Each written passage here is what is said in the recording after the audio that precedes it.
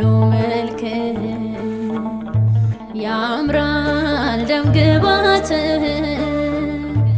በደም ቀለም አጌጠ ልዩ ነው ላስተዋለ በቅዱሱ ልጅህ በኢየሱስ ስም በእርሱ በኩል በፊት ሁላችንም ቆመናል መተናል።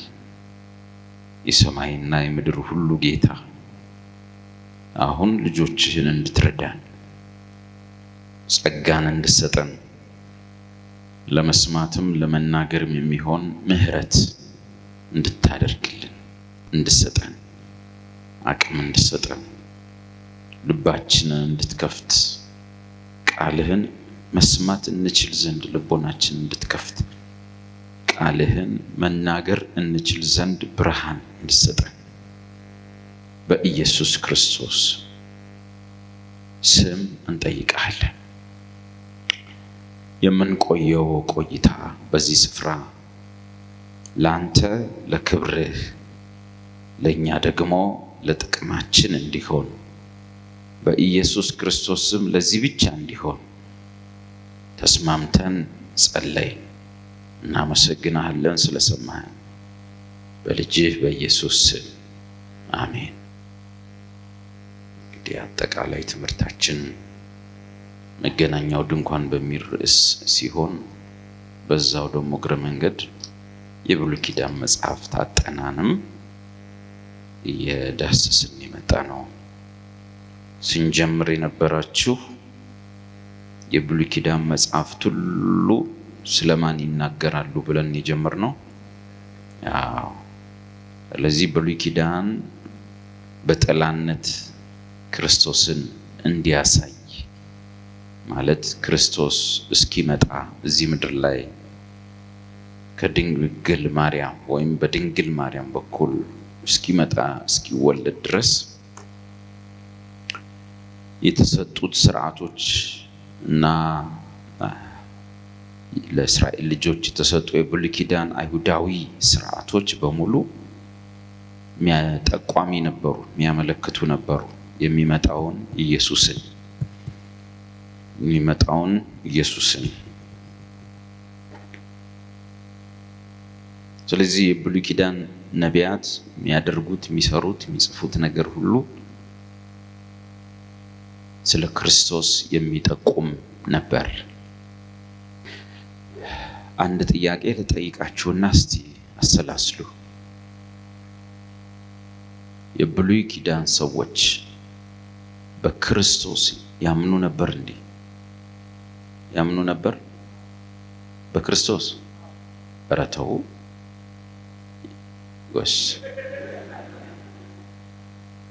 እሺ የብሉይ ኪዳን ሰዎች እናያቸዋለን። በክርስቶስ ያምኑ ነበር ብሎኛል ወንድሜ። የቀራችሁት አያምኑም ነበር ብላችኋል አላላችሁ?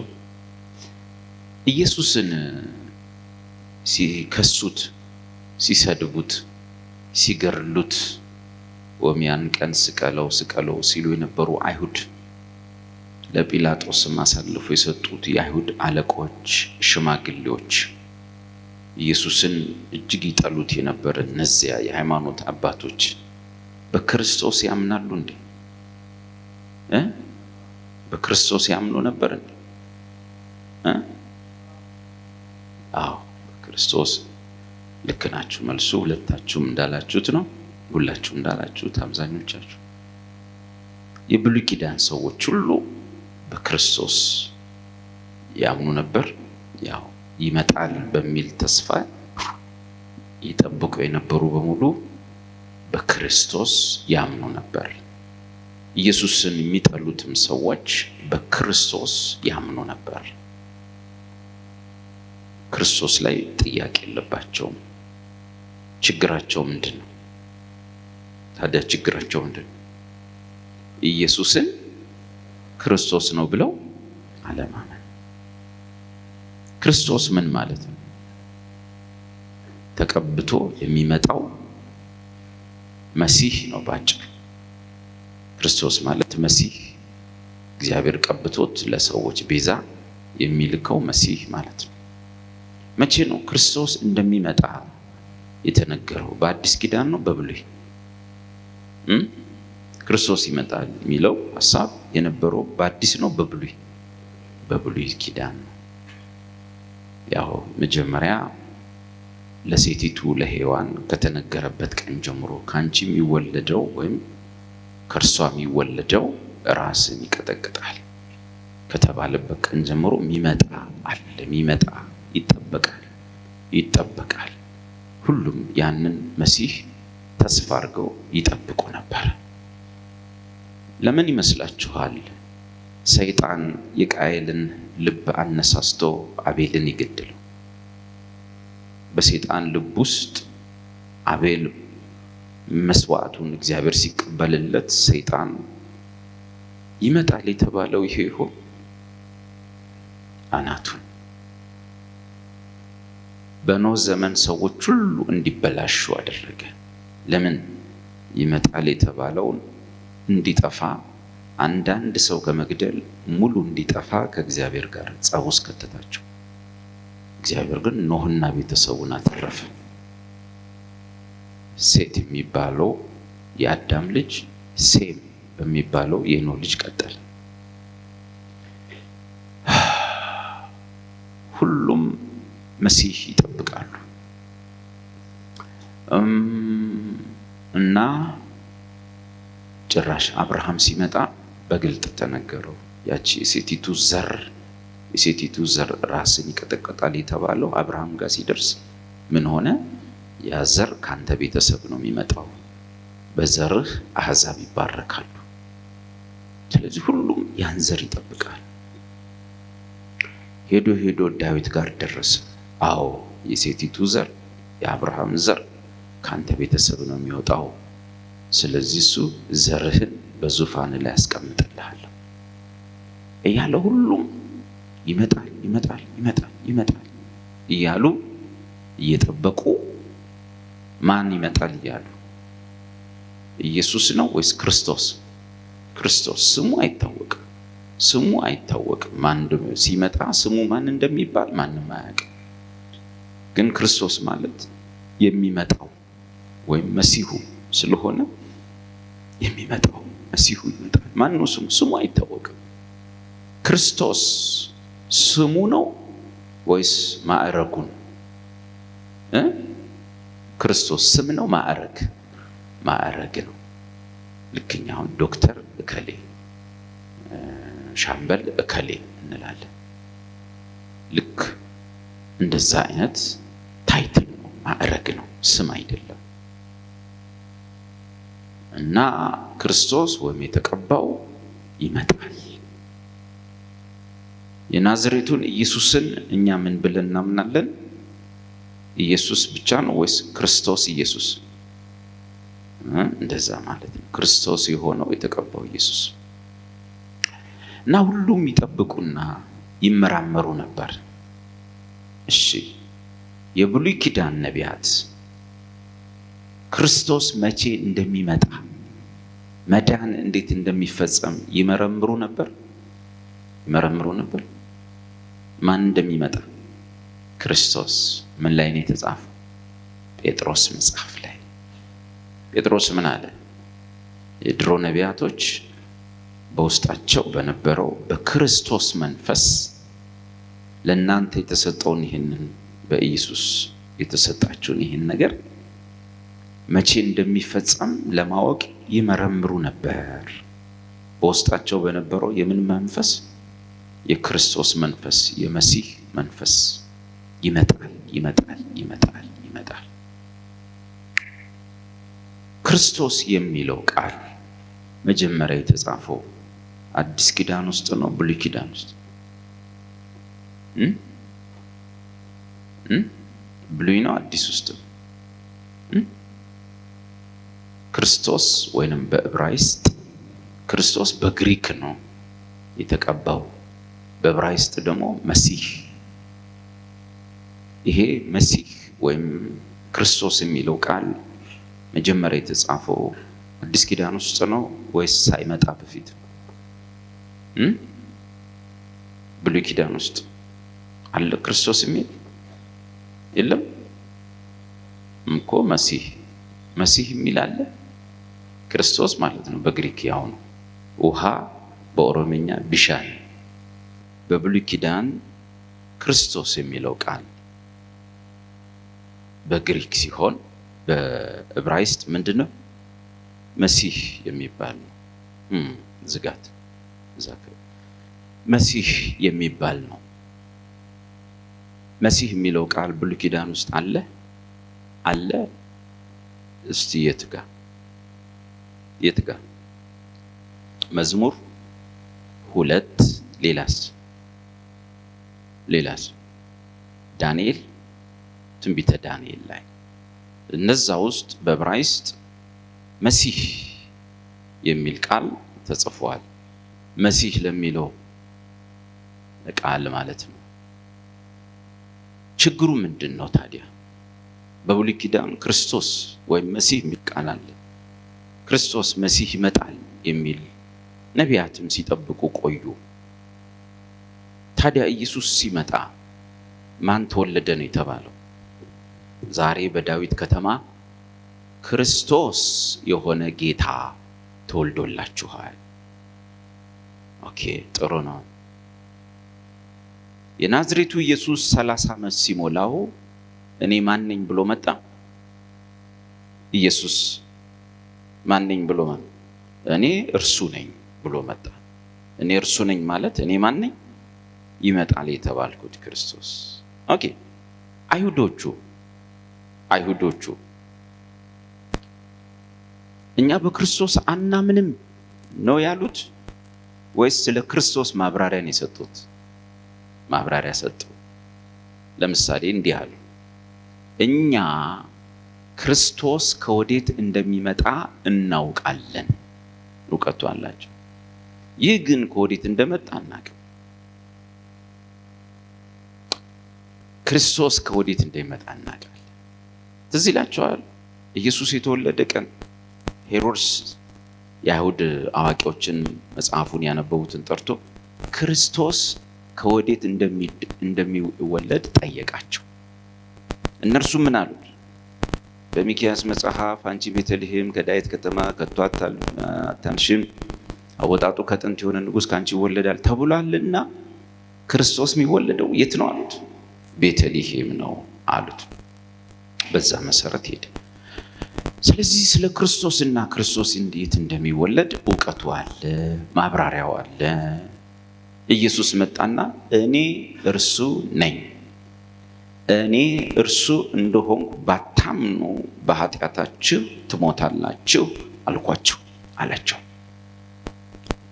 ስለዚህ ጭቅጭቁ በክርስቶስ አናምንም ሳይሆን ኢየሱስ ምን አይደለም ነው፣ ክርስቶስ አይደለም ብለው ኢየሱስን ሰቅለውት ምን እየጠበቁ ነው?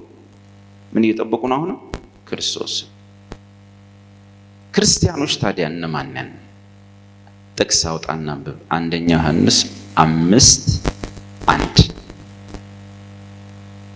እኛ እና እነሱ የምንለያየው በምንድን ነው? እነሱ በክርስቶስ ያምናሉ፣ እኛ ግን ምንድን ነው የምናምነው? ክርስቶስ ነው ብሎ በኢየሱስ የሚያምን ሁሉ ከእግዚአብሔር ተወልዷል። ድገመው።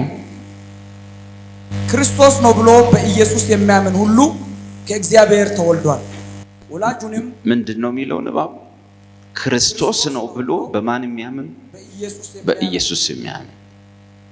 እነሱ በክርስቶስ ይመጣል ብለው ያምናሉ፣ ኢየሱስን ግን ክርስቶስ ነው ብለው አያምኑም።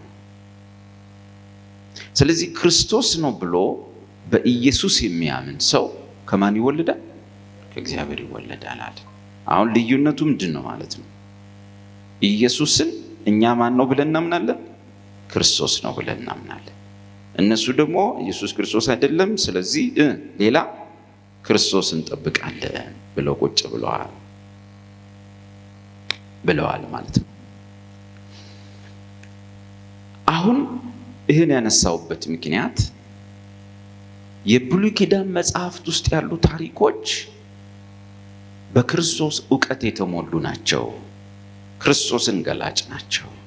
ከዛው ስናጠና የነበርነው ትላንት የደረስንበት ክፍል ነው ማለት ነው።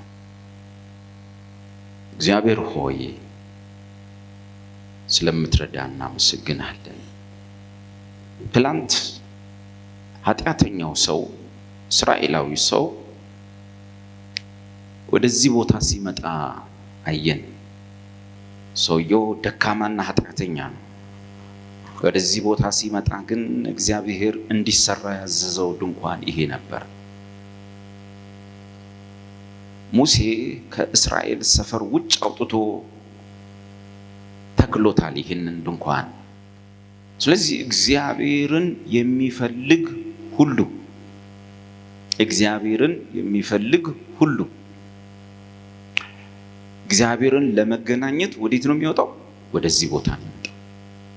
ይህ ምን ተብሎ ይጠራል? ስሙ የመገናኛው ድንኳን፣ የማደሪያው ድንኳን፣ መቅደስ ተብሏል። ትላንት ይሄንን ያብራራ ነው አይደል? አጥሩ በነጭ የተልባ እግር ልብስ፣ ተልባ እግር ሰሜን ቋንቋ ነው እኛ እናውቀውም፣ ላይነን ኦር ሊነን በሱ የተሰራ ነው።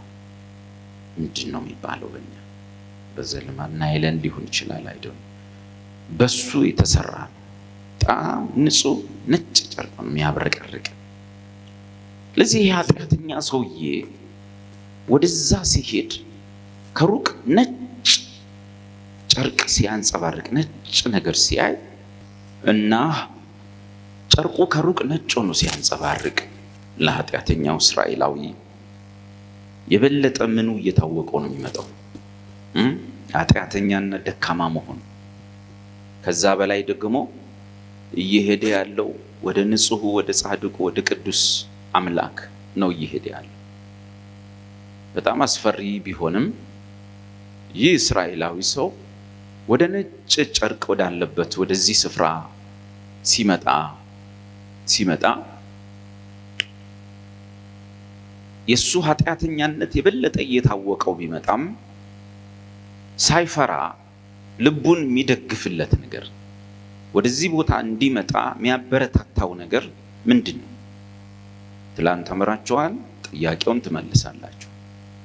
ትምህርት ስለሆነ ስብከት አይደለም። ስብከት ከሆነ በዚህ የሮጥኩ በዛ የሮጥኩ ሶፍት እንደዚህ እያረኩ እናንተም እየጮኻችሁ ትምህርት ነውና መልሱልኝ። ወደዚህ ንጹህ ቦታ ሲሄድ ኃጢአተኛው እንዳይፈራ የሚያደርገው ምንድን ነው? የያዘው በግ፣ በእጁ ይዞት የሚመጣው ምን አለ? ነውር የሌለበት በግ። በሰውየው ውስጥ ዕውቀት አለ። ምንድን ነች ያቺ ዕውቀት? ምንም ኃጢአተኛ በሆነም እግዚአብሔር አትስሩ ካላችሁ ትእዛዛት የሳትኩኝ በሆነ ነገር ግን እዛ ስደርስ ንጹህ አምላክ ጋር ስደርስ በእኔ ፋንታ ማን ነው የሚሞተው? ያስኩት ንጹህ በግ ነው የሚሞተው። ምትክ አለኝ። ግን እስቲ አስቡት፣ ሰውየው ወደዛ ቦታ ሲሄድ በጉ በእሱ ምትክ እንደሚሞት እያወቀ ሲሄድ በጉ ግን አልሞትልህም ብሎ ይቃወመዋል። እንዴ አንተ በሰራው ኃጢአት እኔ የምታረድበት ምክንያት የለም ይላል። በየዋህነት አብሮት ይሄዳል። ከሰውዬ ጋር ይጓዛል። ምን ትዝ አላቸው? ኢሳይያስ 53 በሸላቾቹ ፊት ዝም እንደሚል በግ አፉን አልከፈተም፣ በማስጨነቅና በፍርድ ተወሰደ። እሱ ስለ በደላችን ደቀቀ፣ ስለ ኃጢአታችን የኛ የመተላለፋችን ወዘተ ሁሉ ነገር ተግሳጽ በእርሱ ላይ ወደቀ። በእርሱ ቁስል እኛ ተፈወስን። ያ ከተማው መሃል እስከ መሰቂያው ድረስ እስከ ጋራው ድረስ የተጎተተ የተወሰደው እውነተኛው የእግዚአብሔር በግ ትዝ አይለንም? እና ለኃጢአተኛው ብርታት የሚሆነው ከእግዚአብሔር እንዳይሸሽ ወደ እግዚአብሔር እንዲቀርብ የሚያደርገው ነገር የያዘው በግ ነው። ለኃጢአተኛው ምትክ የሆነው እሱ ነው። የኢየሱስ ሞትና የእነ አብርሃም ሞት ልዩነቱ ምንድን? አብርሃም ሞተዋል፣ ዳዊት ሞቷል፣ ነቢያት ሞተዋል፣ ሁሉም ሞተዋል። ኢየሱስም ሞተ። ልዩነቱ ምንድን ነው? ሁሉም የራሳቸውን ሞት ነው የሞቱት። አብርሃም የይስሐቅን ሞት አልሞተለትም። ይስሐቅ ቀኑን ጠብቆ ይሞታል። ይስሐቅ የያዕቆብን ሞት አልሞተለትም። ያዕቆብ ጠብቆ ይሞታል። ሁሉም የየራሱን ሞት ሞተ። የኢየሱስ ሞት ብቻ እስካሁን በዓለም ታሪክ ምን ተብሎ ይታወቃል? በምትክነት መሞት፣ በመለወጥ ወይም በልዋጭ ገብቶ መሞት። ሰብስቲሽነሪ ዴዝ። ሰብስቲቲዩት መደረግ ምንድነው? ኳስ ስትጫወቱ ሰብስቲቲዩት መደረግ፣ የሆነ ተጫዋች ይወጣና በሱ ቦታ ሌላ ተጫዋች ይገባል። ከዛ በኋላ ያ ተጫዋች የገባው ይሄኛውን የሚጠርቡትን ትተው እሱን ይጠርቡታል። ጎል ካገባም ማሸነፍ ላይ የሁለቱ ይሆናል። በአንተ ምትክ ገብቶ ጎል ቢያገባ ቡድኑ ሲሸለም አብረህ ትሸለማለህ። ዋንጫ ሲበላ አብረህ ዋንጫ ትበላለህ። ግን በአንተ ቦታ ገብቶ እግሩ ተሰብሮ ተጠርቦ ሊሆን ይችላል ያስ የኢየሱስ ክርስቶስ ሕይወትም እንዲሁ ነው። በምትክነት መኖር፣ በመለወጥ ገብቶ መኖር። እኛን ቤንች አስይዞ እሱ የኖረው እሱ የሞተው የሚቆጠረው ግን ለማን ነው? ለኛ ነው። ኢየሱስ ሲጸነስና ሲወለድ እና እኛ ወይም እናንተ ወይም ነቢያት አባቶች ሲወለዱ ልዩነቱ ምንድነው? እኛ ስንወለድ ሕፃን ተወለደ፣ እትዬ ከሌ ወንድ ልጅ ወለዱ፣ ጋሽ ከሌም ወንድ ልጅ ተወለደለት፣ የወንድ ልጅ ተወለደ ነው የሚባል ወይም ተወለደች ነው የሚባል። ኢየሱስ ሲወለድ ግን ሕፃን ተወለደ ነው፣ ሕፃን ተወልዶልናል። መጽሐፋችሁ የሚለው ሕፃን ተወልዶልናል። የያዘችው እሷ ነች። ሁሉም ሰው ግን የኛ ነው ብሎ ይጮሃል። ያቀፈችው አንዲት እናት ነች። ኖ ኖ ኖ ያንቺ አይደለም የሁላችን ነው። ገና ስንጸንሰው ነፍሴ በጌታዬ በመድኃኒቴ ብላ ቤተ መቅደስ ስትወስደው ደግሞ ስምዖን ተቀብሎ ማዳንህን አይኔ አይታለች። ዛሬ ያንቺ ብቻ አይደለም እኔንም ሊያድን የመጣ። እኛ አብርሃም ሙሴ ሲወልድ ሕፃን ተወለደ። ኢየሱስ ግን ሕፃን ተወልዶልናል። ለምንድን ነው ተወልዶልናል ያለው? የኛን ቦታ ወስዶ የኛን ምትክ ሆኖ ነው የሚኖረው ከዚህ በኋላ። ከዛ ስሙን ኢየሱስ ትይዋለሽ ተባለ። ጥያቄ፣ ኢየሱስ በስሙ አጋንንትን አውጥቶ ያውቃል አያውቅም? ኢየሱስ በስሙ አጋንንትን አውጥቶ አያውቅም እንዴ? አያውቅም? ኧረ በስመ አብ። ኢየሱስ በስሙ ሙታን አስነስቶ አያውቅም?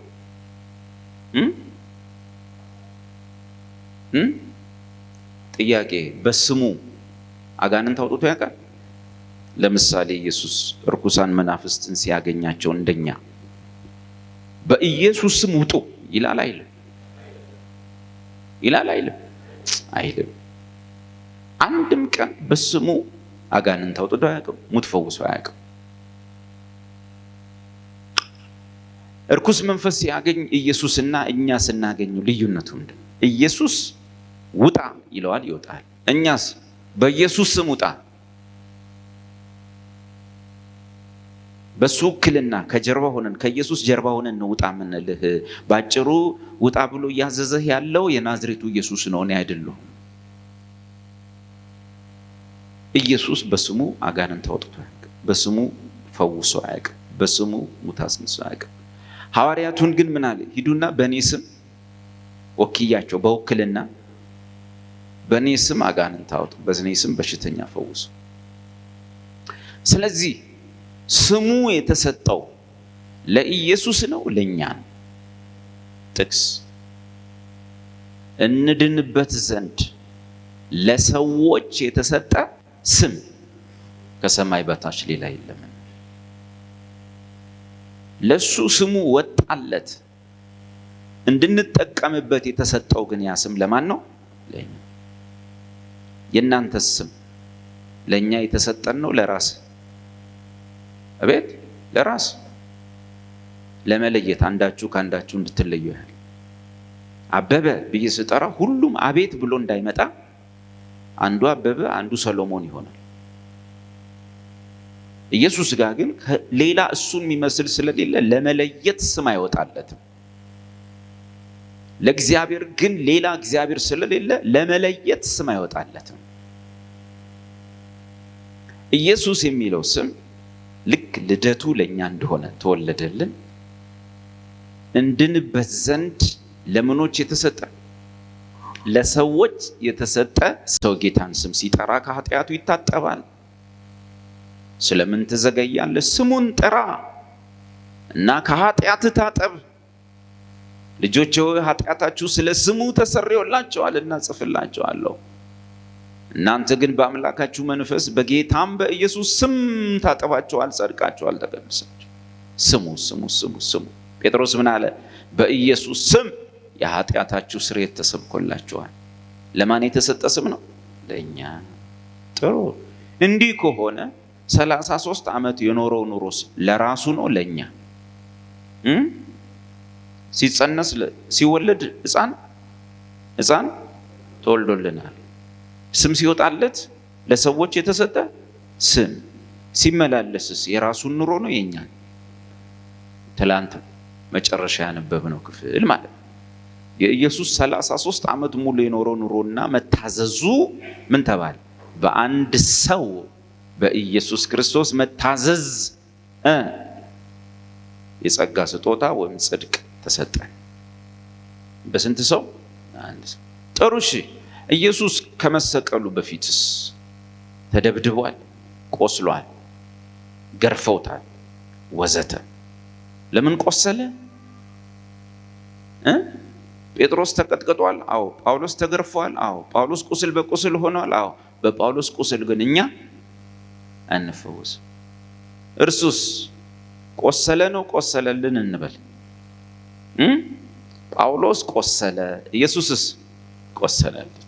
በእርሱ ቁስል ስለምንፈወስ ኢየሱስ መስቀል ላይ ተሰቀለ። የተሰቀለው ናዝሬቱ ኢየሱስ ነው እና የተሰቀለው አሁንስ ለራሱ ነው ለኛ? ያው ይሄ ቀላል ጥያቄ ስለሆነ ስለዚህ ምን ይላል? ከእርሱ ጋር ተሰቅለናል ይላል ቃሉ። ተሰቅለናል። ሞተ። ሞቱን ነው የሞተው፣ ሞታችን። ኢየሱስ የሚሞትበት ምንም የራሱ ምክንያት ሞተ ኢየሱስ። ከዛስ ሞተ ነው ሞተልን። እንዴት? ጥቅስ አንዱ ስለ ሁሉ ሞተ፣ እንኪያስ ሁሉም ምን ሆኑ? ሞቱ። እስቲ መስቀል ላይ ተገድያለሁ በሉ። በኃጢአቴ ምክንያት መስቀል ላይ ተገድያለሁ። ማን ነው ግን ሟቹ? ኢየሱስ። ለማን ነው የሚቆጠረው? ምን ሆኗል ተብሎ? ይህ ክርስቲያን በኃጢአቱ ምክንያት የሚመጣበትን ፍርድ ተቀብሏል። ሞት ይገባው ነበር፣ ተገድሏል። ግን የሚሞተው ማን ነው? ኢየሱስ። ለማን ነው የሚቆጠረው? ለኢየሱስ አይደለ? ለእኔ። ተጠንቅቃችሁ ሰው ተቀበረ፣ ጌታ ተቀበረ። መጽሐፍ ምን ይላል? ከእርሱ ጋር ተቀብረናል። በጥምቀት ከእርሱ ጋር ተቀበራችሁ። ተነስቷል እና ብቻውን ነው የተነሳው ስለኛ። እኛን ሮሜ 4 እኛን ስለ ማጽደቅ የተነሳው ከእርሱ ጋር ደግሞ አብሮ አስነሳን ይላል ቃሉ። እሺ፣ የሚያደርጋቸው ነገሮች ሁሉ ለማን ነው የሚቆጠሩት? ለኛ እንዳትሉ ለኔ በሉ። ለኛ ስትል እዚህ ማያምን ወደ 19 ሰው አለ። ማያምን ለማን ነው? ለኔ ነው የሚቆጠረው። ለማን ነው? ለኔ ነው። ኢየሱስ ሆይ እናከብርሃለን፣ እናመሰግናለን። እንግዲህ ከዚህ በላይስ ምን ይደረግልናል? ይሄም አይገባንም ነበር። የሚገባን ፍርድ ነበር፣ የሚገባን ቅጣት ነበር። የሚገባን ጥፋት ነበር። ሲነሳ ከእርሱ ጋር አብሮ አስነሳን። ኢየሱስ ሄዶ በእግዚአብሔር ቀኝ ሲቀመጥ አብረን ተቀመጥን። ጥቅስ ኤፌሶን ከእርሱም ጋር አስነሳን፣ ከእርሱም ጋር ወስዶ በቀኙ አስቀመጠ።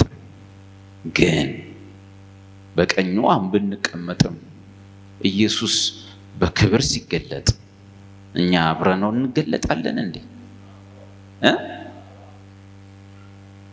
ቃል ሥጋ ከሆነበት ጊዜ ጀምሮ ኢየሱስ በሚል ሰውነት ማንነት ከተገለጠ ጊዜ ጀምሮ የሚሆናቸው የሚያደርጋቸው ነገሮች ሁሉ ለማን የሚቆጠሩ ናቸው? ለእኛ የሚቆጠሩ ናቸው። እና ኢየሱስ ሲገለጥ አብረን እንገለጣለን። ጥቅስ ቆላስይስ 3 ሕይወታችሁ የሆነው ክርስቶስ በሚገለጥበት ጊዜ በዚያን ጊዜ እናንተም ደግሞ ከእርሱ ጋር አብራችሁ በክብር ትገለጣላችሁ። ከተነጠቅን ከ7 ዓመታት በኋላ እንገለጣለን። ኢየሱስ ሲነግስ ያን ጊዜ ግን ምንድን ነው? ኢየሱስ ሲነግስ ያን ኢየሱስ ሲነግስ ምንድን ነው? አቤት አሁን እንኳን ይበቃችኋል፣ በዛ ይሄን ሁሉ ሆንኩላችሁ ለእናንተ ተቆጠረ። ንግስናን በተመለከተ ግን አትጠይቁ። ከዳናችሁ አይበቃችሁም ይላል አይደል? ጥቅስ ከእርሱ ጋር ደግሞ እንነግሳለን።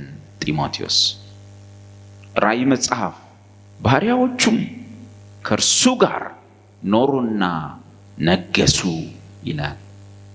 እግዚአብሔር ሆይ ስለ ኢየሱስ ክርስቶስ እናመሰግናለን። ማንም ሰው እዚህ ቤት ውስጥ የጠየቀክ የለም። እርዳኝ፣ አድነኝ፣ ኢየሱስን ላክልኝ፣ የእሱ የሆነው ሁሉ ለኔ ሆኖ ይቆጠርልኝ ብሎ የጠየቀህም የለም፣ ያማከረህም የለም፣ ያሳዘነህም የለም፣ ሆድህን የበላም የለም፣ ማመልከቻም ያስገባ የለም። እግዚአብሔር ሆይ ዓለሙን እንዲሁ ስለወደድክ እናመሰግናለን። እንኳን ክርስቲያን አረከን፣ እንኳን ክርስቲያን ሆነን። ኮንግራጁሌሽንስ ክርስቲያኖች በሙሉ እንኳን ደስ አላችሁ፣ እንኳን ደስ አላችሁ፣ እንኳን ደስ ያለን፣ እንኳን ዳንን፣ እንኳን የዘላለም ሕይወት ተሰጠን። አሜን። እግዚአብሔርም ሊገልጥና ሊያስተምር የፈለገው በዚህ ውስጥ እነዚህን ነገሮች ነው። ይሄ ኃጢአተኛ ሰው ወደዚህ ሲመጣ የእግዚአብሔር ጽድቅ ከሩቅ ቢያስፈራውም የእግዚአብሔር ንጽሕና ከሩቅ ቢታየውም ቢከብደውም ይሄ ኃጢአተኛ ሰው ግን እያዘገመ ወደዚህ ቦታ ይመጣል። ከሰፈሩ ርቆ መጥቶ አምላኩን ሊገናኝ ብርቱ ሆኖ አይደለም፣ ደካማ ሆኖ ይመጣል። አይሸሽም፣ አይቀርም። በዕብራውያን መጽሐፍ ላይ እንደተጻፈ ሙቀት ስላለ ነው ያጠፉት መብራቱ። አውቃችሁ ነው። ጄኔሬተር ኃይል ይሻማል። ልክ ነው። ታዲያ አንዱ አሁን ከዚህ ውስጥ ምላሱን ቢያወጣብኝ በምን አውቃለሁ? ምንም አይታዩ።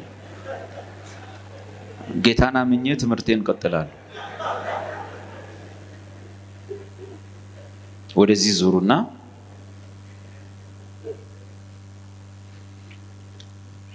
ዕብራውያን መጽሐፍ ውስጥ አንድ ደስ የሚል ቃል አለ።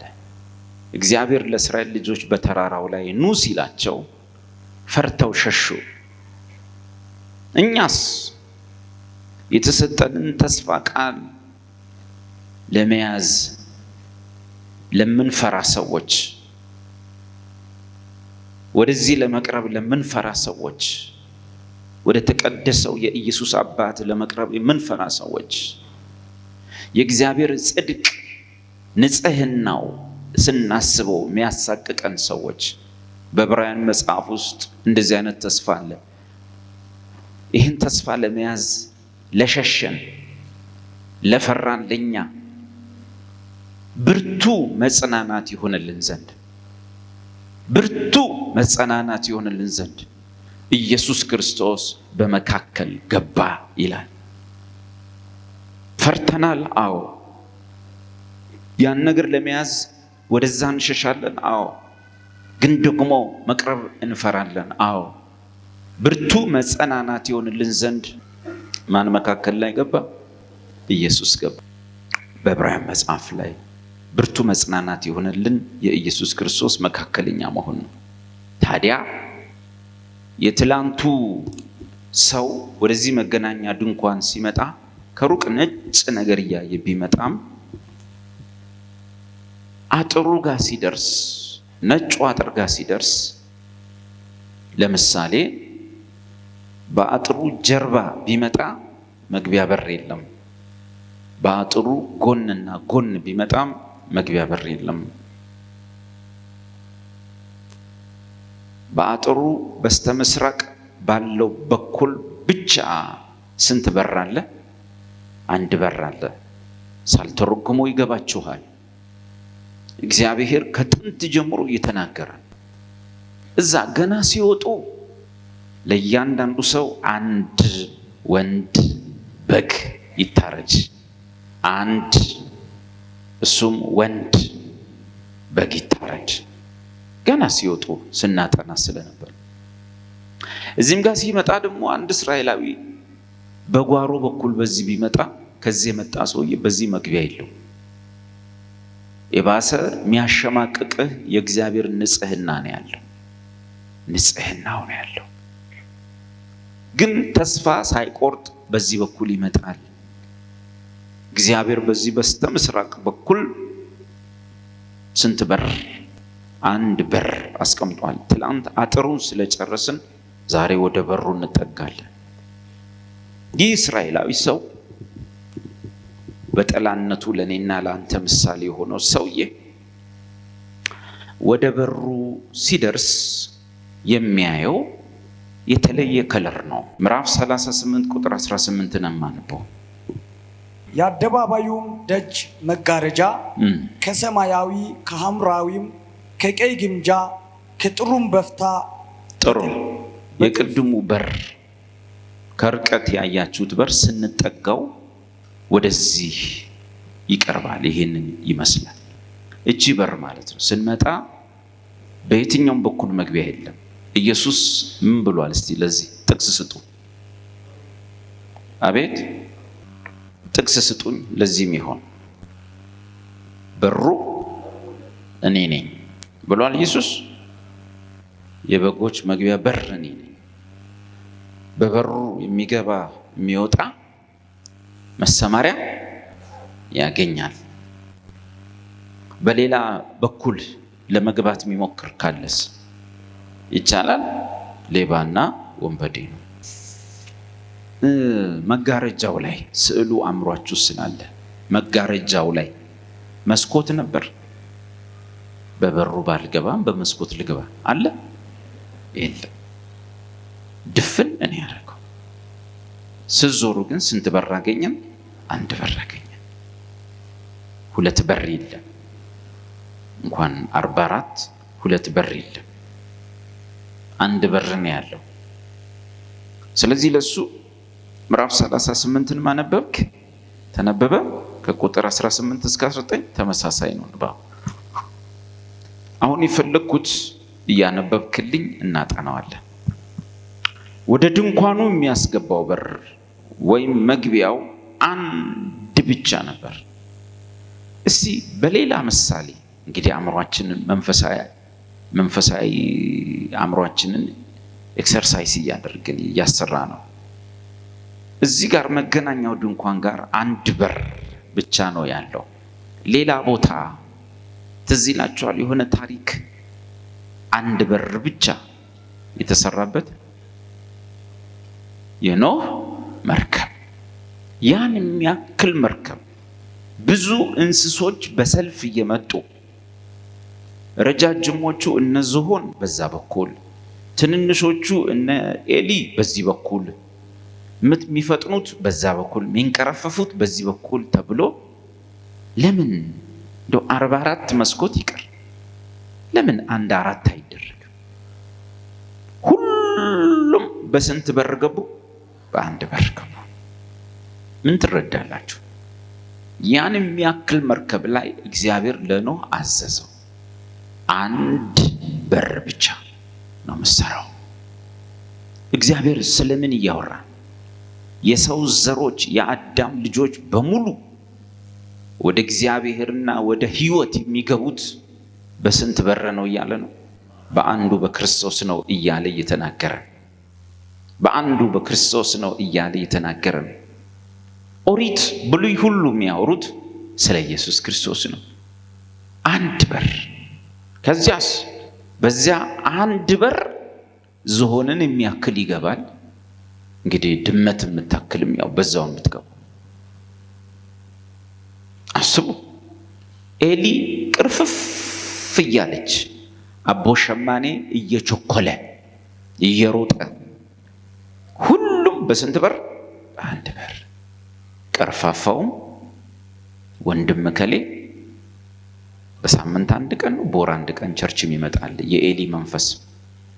እሱም ደግሞ አሉ ይሄው ወንድሞች እያየው ነው፣ እህቶች እያየው ነው ተፍ ተፍ ተፍ ተፍ የሚሉ እነሱም ይሄን የሚያክለው ፓስተርን እችን የምታክለው የቸርች አባልም ሁሉም በስንት በር? በአንድ በር። በዛ በር መግባት ግዴታ ነው። የሚገርመኝ እግዚአብሔር የሚፈልገው ገብቶ ካለቀ በኋላ ኖህም በሩን ዘጋው አይልም። እግዚአብሔርም በኖህ ላይ በሩን ከውጭ ዘጋበት። አይገርምም? ጊዜው ሲያበቃ እድል የለም። ቤተክርስቲያን ከፍ ከፍ የምትልበት የምትነጠቅበት፣ ወደዚህ ምድር ጥፋት የሚመጣበት እንደ ጥፋት ውሃ የ7 ዓመት ታላቅ መከራ ወደዚህ ምድር ሲመጣ ቤተክርስቲያን ትነጠቃለች። ማንም ሰው በችሎታው በብቃቱ ማምለጥ አይችልም። መርከቡ ነው ይዞን ከፍ ከፍ ከፍ የሚለው ነው። ወደዚህ ብሎ የሚጠራን እሱ ነው። ቀርፋፋው ወንድማችንም ገብቷል፣ ፈጣኖቹም ገብተዋል። አንዴ ከበላ ብዙ ቀን የማይበላ እንስሳም ገብቷል። በየቀኑ ሮብ ዓርብ የማያቆም ገብቷል። ሁሉም ግን ምኑ ነው ይዟቸው የሚወጣው? መርከቡ። የማይሰምጠው መርከብ እሱ ነው። እዛ ውስጥ ሆኖ መርከብ ውስጥ ሆኖ መፍራት ይቻላል? አዎ። ለምን? ከውጭ ወጀብ አለ፣ ነፋስ አለ፣ ድምፅ አለ፣ ውሃ ከስር ወደ ላይ የመጣ ነው፣ ጥፋት አለ። የሆነ ሰባኪ ደግሞ ከመሃላችን ይነሳና እኔ ግን ምን ሰምጥ ይመስለኛል፣ እኔ ግን ፈርቻለሁ ወገኖቼ ይላል። አንዲት እህትም እኔ ሰሞኑን ራእይ ሳይ ነበር፣ በጣም የሚያስፈራ ራእይ ነበር ማየው። በዚህ መስኮት በረን ሳንወጣ አንቀርም፣ ሳንጠፋ አንቀርም፣ ውሃው ሳያሰምጠን አይቀርም። የሷ ቢጤዎችን ደግሞ እዛ ውስጥ አስለቀሳለች። መርከቡ ግን አይሰምጥም። መንጫጫት ይቻላል፣ መርከቡ ግን አይሰምጥም። የሚገርመው ፈጣኖቹና አቦ ሸማኔም ቀርፋፋውም ኤሊ የከፍታቸው መጠን እኩል ነው። የከፍታቸው መጠን አንድ አይነት ነው። በክርስቶስ ከፍታ ይቆጠራሉ። በቀኙ አስቀመጠን ሲባል አንዳንዶችን ነው፣ አማኞችን ልክ እንደዛ። የኖህ መርከብ አንድ በር ብቻ ነበረው። መገናኛው ድንኳን አንድ በር ብቻ ነበረው። የእግዚአብሔር ሐሳብ ሁልጊዜ የሰው ዘሮች የሚተርፉት በአንዱ በክርስቶስ ነው ለማለት ነው። አጥሩ በምስራቅ በኩል አንድ መግቢያ ብቻ ነው ያለው። አሁን ያወራ ነው። ይሄ በር ወደ ጎን ሰፋ ያለ ጊዜው እስኪያልቅ ድረስ መግባት የሚፈልግ ሁሉ መዳን ይችላል፣ መግባት ይችላል። ሰፋ ይላል። 20 ክንድ ያህል ርዝመት አለው። ስለዚህ ቢያንስ ከ15 ሜትር ከ16 ሜትር ያላነሰ በጣም ሰፊ ነው በሩ። ማንም ሰው እድሉን ከተጠቀመ በዚህ በር በኩል መግባት ይችላል። በጣም ሰፊ ያስገባል። መንገዱ ጠባብ ነው፣ በሩ ግን ሰፊ ነው። ወደዚህ ስትመጣ ወደ ህይወት ወደሚወስደው ስትመጣ መንገዱ ከባድ ነው። ብዙ ማያሳልፉ ነገሮች አሉ። ፈርተ እንድትመለስ የሚያደርጉዋል። ግን እሱ ጋር ስትደርስ ማርያም መግደላዊትም ድናለች፣ ጴጥሮስም ድኗል፣ ቀራጮችም ድነዋል፣ ጋለሞቶችም ድነዋል። እኔ ማስገባ በር ነኝ ብሎ የተናገረው እውነት ነው። በሩ ስፋቱ ይኸው 15 በክንድ፣ በእኛ ክንድ ሳይሆን በሙሴ ክንድ። የሙሴ ክንድ ታውቀዋለህ፣ እንደኛ አጭር ቀጫጫ አይደለም። እቺ በጤፍ ያደገች እጅ ነች። ሙሴ ግብፃዊውን ሰውዬ በአንድ ምት ነው የገደለው። እጁ ምን ሊያክል ነው የሚችል ማሰብ ይችላል። አንዴ ሰጠው፣ ሰውየው ሞተ። አሸዋ ጫር ጫር አድርጎ በእጁ ቀበረው ሰውየው። ምን አይነት ጉልበት እንዳለው በዛ ክንድ 15 በደንብ ሰፋ ያለ። መጋፋት አያስፈልግም፣ መጠላለፍ አያስፈልግም። በበሩ መግባት የሚፈልጉ ሁሉ በሩ ያስተናግደዋል። በሩ ከሩቅ ሲታይ ተከፍቶ እንዲህ ተከፍቶ ስታዩት ወደኔ የሚመጣ ማንም ሰው ቢኖር ኑ እናንተ ሸክማችሁ የከበደ እኔ አሳርፋችኋለሁ፣ ወደኔ ኑ እኔ ሸክሜ ቀሊል ቀንበሬ ልዝብ ነው ያለውን የናዝሬቱን ኢየሱስን በደንብ ያሳየናል። በሩ ከርቀት እንዲህ ብሎ የሰው ያለህ ይላል። ወደኔ ኑ በቂ ነኝ ይላል። የሚገባ ሰው ይድናል፣ የሚገባ የሚወጣ በእኔ ይሰማራል ይላል በሩ። እግዚአብሔር ወደኔ ኑ ብሎ እጁን የዘረጋውን የናዝሬቱን ኢየሱስን እንዲገልጥለት አድርጎ ያዘጋጀው በር። የሚገርማችሁ ቅድም በዚህ በአጥሩ ዙሪያ ስንዞር ነጩ የእግዚአብሔር ጽድቅ አሳቆን ነበር፣ አሸማቆን ነበር። አንድ ትልቅ ነገር ታገኛላችሁ። ወደዛኛው ስዕል መልስልኝና አንድ ነገር ታገኛላችሁ። ይሄን ሁሉ መታችሁ እዚህ ጋር ስትደርሱ አንደኛ በሩ በከለር ከዚህኛው ይለያል። ምን ለማለት ነው? ግልጽ በሆነ ሁኔታ ይታያል። ማንም ሰው በሩ በየት በኩል እንደሆነ ጠፍቶኝ ነው እኮ በሩ ጠፍቶኝ ነው እንጂ እኔ እኮ መግባት ሳልፈልግ ቀርቼ አይደለም ሊል አይችልም።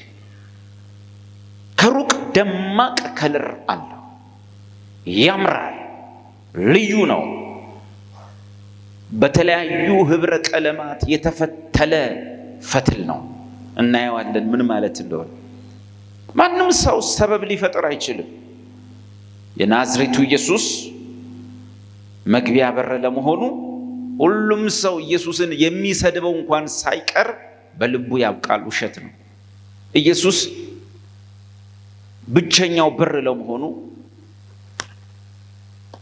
ግልጽ በር ለመሆኑ ማሳያ ነው። ይሄ እስራኤላዊ የቅድሙ ሰውዬ፣ ደካማው ሰውዬ፣ አብረነው እየተከተልን የሄድነው ሰውዬ፣ እሱ ሰው እዚህ በር ጋር ሲደርስ ከቅድሙ ነጭ ጨርቅ በተለየ ሁኔታ ሌላ ከለር ያለው በር ያያል። በዛ ላይ ደግሞ ይሄ በር ሰፋ ብሎ እንኳን ይህንን አንድ ሰው ዘመድ አዝማዱን ማስገባት ይችላል። ሌሎችን ሰዎች መጨመር ይችላል። ጋለሞታይቱን ረዓብን እግዚአብሔር እንደተናገራት አንቺና ቤተሰቦችሽ ሁሉ በዚህ ተከማቹ፣ ተሰብሰቡ፣ በአንቺ ቤት ያለው ሁሉ ከቀዩ ፈትል የተነሳ ከሩቅ ሲታይ የፈሰሰ ደም ከሚመስለው ፈትል የተነሳ ከዛ ፈትል የተነሳ አንቺና ቤተሰቦችሽ ሁሉ ትድናላችሁ። አዎ ጋለሞታ ነሽ፣ አዎ ኑሮሽ ጥሩ አይደለም፣ እንዴት እንደኖርሽ የታወቀ ነው። ነገር ግን በመስኮትሽ በኩል ቀይ ፈትል፣ ሰማያዊ አይቻልም፣ አረንጓዴ አይቻልም፣ ነጭ አይቻልም፣ ቀይ ደም የሚመስል ፈትል፣ የሐር ፈትል አንጠልጤ ያንን ካየን አንቺም ቤተሰቦችሽም አትጠፉ። ያ ምልክት ከሌለ ግን እጃችን ከደሙ ንጹህ ነው፣ ትጠፋላችሁ። መጽሐፍ ቅዱስ እንዲህ ይላል፣ ጋለሞታይቱ ረዓብ በእምነት የጸደቀች አልነበረችምን? በእምነት የኢየሱስን ደም የመሲሁን ደም የሚመስለውን ነገር አድርጋ በወቅቱ ከነበረው ጥፋት ዳነች። ኢየሱስንም እንደዚህ አይነት ሰዎች ተከተሉት። ደም አፍስሶ በመስቀል ላይ የእግዚአብሔር ቁጣ ከነሱ አለፈ። ዘጸአት ላይ እንደተጻፈ ደሙን ባየው ጊዜ ዘጸአት 12 ከናንተ አልፋለሁ እንዳለ ያን ደም ባየ ጊዜ እግዚአብሔር መቅሰፍት እንደተከለከለ። አሁን ወደዚህ ሲመጣ በሩ ሰፋ ማለቱ የሚነግረን ምንድን ነው? ማንም ሰው ቢመጣ ያስገባል። የሚገርማችሁ የዚህ ግቢ ይሄ ትልቅ በር በብረት አልተሰራም፣ በወርቅ አልተሰራም፣ በከባድ ማቴሪያል አልተሰራም፣ በእንጨት አልተሰራም። በጨርቅ በመጋረጃ የተሰራ ፈትል ነው። ማንም ሰው ይሄንን ይወላችሁ አሮጊት ደካማ ሴትዮ ቢመጡ ይሄንን ነካ አድርገው ከፍተው መግባት ይችላል። ጉልበት አይጠይቅም። ትንሽ ልጅ መጥቶ ከፍቶት መግባት ይችላል። ብርቱም መጣ፣ ደካማውም መጣ፣ ትንሹም መጣ፣ ትልቁም መጣ፣ አሮጊቷም ቢመጡ ጎረምሳውም ቢመጣ ሁሉንም ማስገባት እንዲችል ተደርጎ ይሰራል። ጨርቅ ነው፣ ፈትል ነው። ከፈት አድርገ መግባት። እኔ እኮ አቅም አጥቼ ነው፣ ጉልበት አጥቼ ነው። በሩ የሚከፈት ጉዳይ አይደለም። በሩ ብረት ነው፣ እንጨት ነው፣ ዝግባ ነው፣ ሳንቃ ነው አይደል? በፈትል ስራው ቅልልል አድርግላቸው። ሰዎች ሁሉ ገብተው ይድኑ ዘንድ፣ ሰዎች ሁሉ ገብተው ከእግዚአብሔር ጋር ህብረት ይኖራቸው ዘንድ። አሮጊቷም ከፍታው የምትገባው፣ ትንሹም ልጅ ከፍቶት የሚገባ። ትዝ ይላችኋል ኢየሱስ ላይ ህፃናት ሲንጠላጠሉበት እላው ላይ ተንጠላጠሉ። የዓለማት ፈጣሪ እንደሆነ አንድም ህፃናት አያስተውልም። እንደ ሃይማኖት አባቶቻቸው ህፃን ማያስደርስ አክብሩኝ ባል ነበርም። ቀላል ነው። ትንንሾቹ ሁሉ ከበውት ከእርሱ ጋር ነበሩ። ለምንድን ነው መምህሩ የምታደክሙት አሉ። እነ ጴጥሮስ ግርግር ሊፈጥሩ ሲሉ ኢየሱስ ተዋቸው፣ ህፃናትን ወደ እኔ መጡ ዘንድ ተዋቸው። ማንም ሰው በዚህ መስተናገድ ይችላል። አሮጊቷ መስተናገድ ትችላለች። ጎረምሳውም ሲስተናገድ በአንድ መንገድ ነው። በኃይልህ አይደለም፣ በብርታትም አይደለም፣ በድካምም አትቀርም። በሩ ሰበብ እንዳትፈጥር ተደርጎ ተሰርቷል። በዚህ በር መግባትና መጠቀም የማይችል እስራኤላዊ ምንም ምክንያት ሊፈጠር አይችልም። ለምንድን ነው አንድ በር ብቻ ይሆነው? ደግመን በኋላም ስለምናየው ነው። በመገናኛው ድንኳን አጥር ዙሪያ ሌሎች በሮች የሉም፣ የኋላ መግቢያም የለም። ቅድም አውርተናል። ወደ እግዚአብሔር ለመቅረብ የሚፈልግ ማናቸውም ሰው የግድ በዚህ በር ብቻ ይመጣል። ይህ ኢየሱስ ክርስቶስ በአዲስ ኪዳን ውስጥ ያለውን ስለ ራሱ የተናገረውን ነገር በትክክል ይገልጥልናል። እኔ በሩ ነኝ፣ በእኔ የሚገባ ይድናል፣ መሰማሪያም ያገኛል፣ ይወጣል፣ ይገባል። ዮሐንስ 10:9 እኔ መንገድ ነኝ፣ በእኔ ካልሆነ በቀር ወደ ማን የሚመጣ የለም? ወደ አብ የሚመጣ የለም። ምንም አማራጭ የለም። በዚህ በር በኩል ካልሆነ ወደ ኢየሱስ ወደ እግዚአብሔር መቅረብ ማንም ሰው አይችልም። ስለዚህ በሩ የሚገልጠው ምንድን ነው ማለት ነው? ክርስቶስ ብቸኛው የመዳን በር ነው። ማንም ሰው በሌላ መንገድ ወደ እግዚአብሔር መንግስት መግባት አይችልም ማለት ነው።